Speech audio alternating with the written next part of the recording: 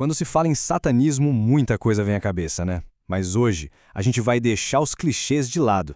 O nosso foco aqui é entender a filosofia por trás de um texto bem específico, mergulhar nos argumentos dele sobre natureza humana, sobre religião, direto ao ponto. Olha só como o texto já começa, com uma bomba. A maioria dos tratados sobre magia nada mais são do que fraudes santificadas. Isso já diz tudo, né? De cara, ele se posiciona como uma rebelião, uma quebra total com as tradições tanto esotéricas quanto religiosas.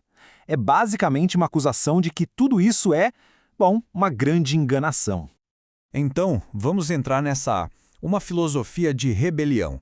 Aqui a gente vai entender o cenário que o texto pinta. É um desafio, sabe? Um confronto direto com as ideias, com os dogmas que, segundo o autor, moldam um pensamento tradicional.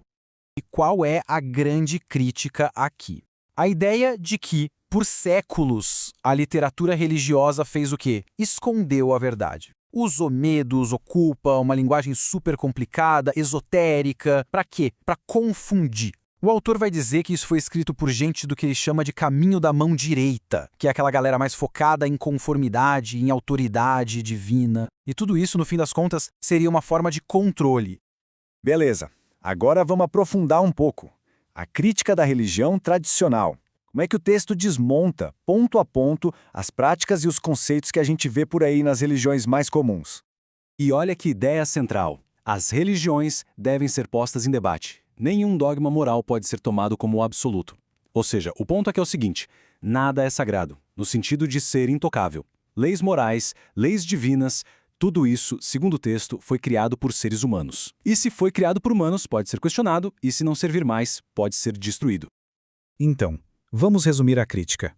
O texto acusa a religião de criar culpa por coisas que são naturais, instintos humanos. De inverter o que é certo e errado com falsos profetas.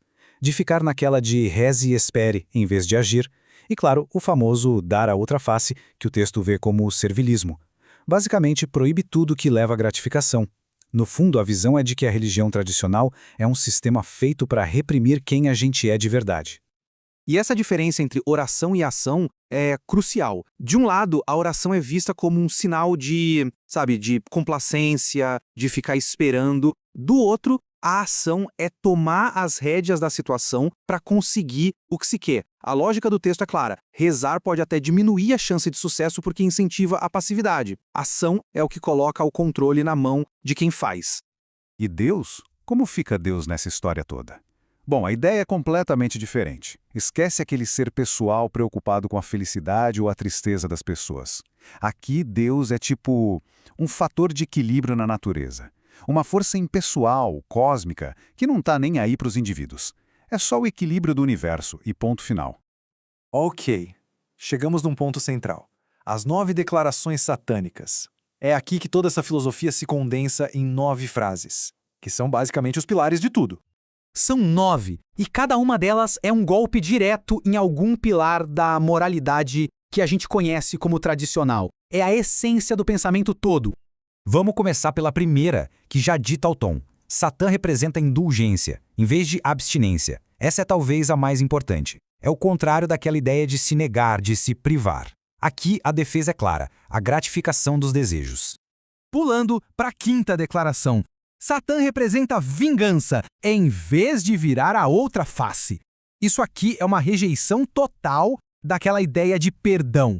A vingança deixa de ser vista como algo ruim e passa a ser uma resposta natural, justa, quando alguém te ataca.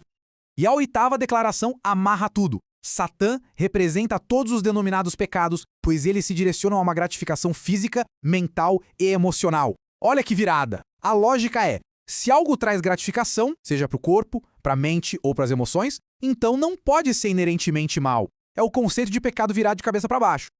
Partindo daí, a gente entra na redefinição do pecado e da moralidade. O texto pega o conceito de pecado e desmonta ele peça por peça.